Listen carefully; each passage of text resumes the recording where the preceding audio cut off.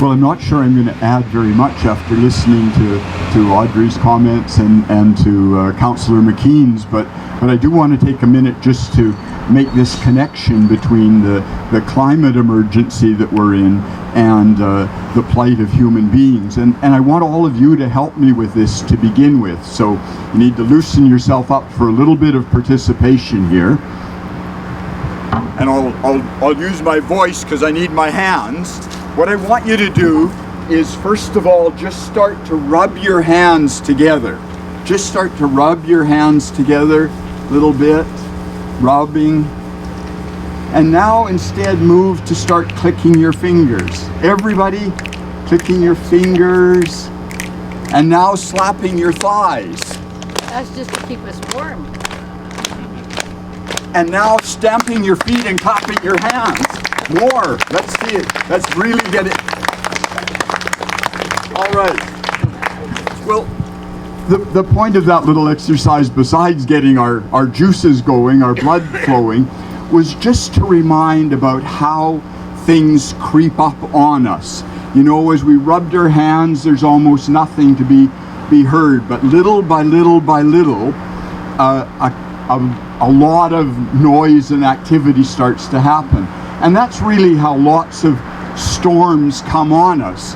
The skies can be beautiful and clear, and you start to see a few little cumulus, happy little puffy clouds, and it can be not very long before you're in the midst of a terrific storm that destroys the picnic and sends you scrambling for shelter. And really all I wanted to remind us of today, and I speak to people that believe this already, I know from how you're living your lives, I just want to remind us that storm really is upon us. And climate change, extreme catastrophic climate change like we're experiencing, is not some issue that belongs in scientific journals with climatologists giving us tables full of facts and figures. It is an issue that is ruining the lives of a lot of people. Already, it's not some future thing. Already the United Nations tells us that more than 60% of the tens of millions of people who have been disrupted from their homes, it's not due to directly to war, it's due to the effects of some kind of climate action, some kind of things happening in the environment around them. That's already the case, and the predictions are that within the next few decades, that's going to add up to 1 billion people in the world whose ability to have a place to call home, a safe, secure place to raise a family and to live their lives. 1 billion people will have that ripped from them because of what's happening with the climate. So this is something that we have to understand is upon us now. The cataclysm of that storm is blasting down on us, and there really isn't time to be gentle about it or to be cautious in what we say. We need to be raising the alarm. And here's what troubles me the most about it.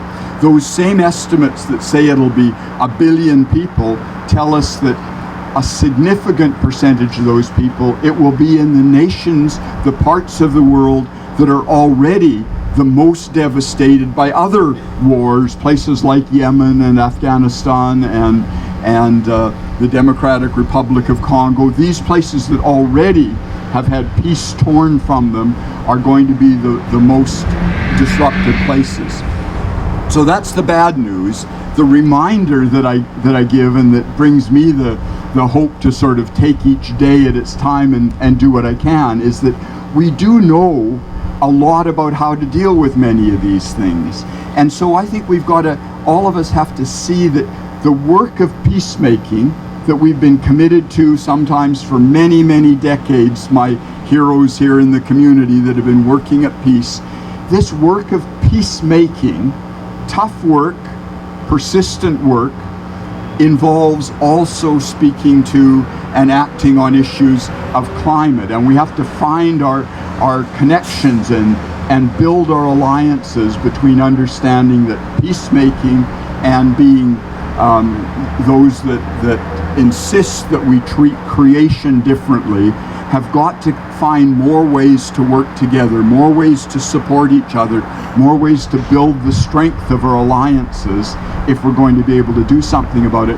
Because we know that even the climate change that's inevitable now, that's gone so far down the road we're not going to be able to prevent some of the effects, even that, the problems can be mitigated when we have cultures where there's better distribution of wealth, where there's more stable governments, where there's more open sharing of information.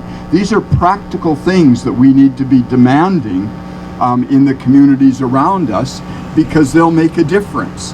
And so I'll just close by reminding you, as a grandfather of a number, that the people, if we fail at this commitment, if we don't pick up this work that needs to be done, the people that are the most vulnerable, as always in times of war, in times of climate change, will again be women and children, and that the price of saying, well, I'm sure it's out there, but my life is still relatively comfortable here, the price of that will be paid by people who will have their futures torn from them.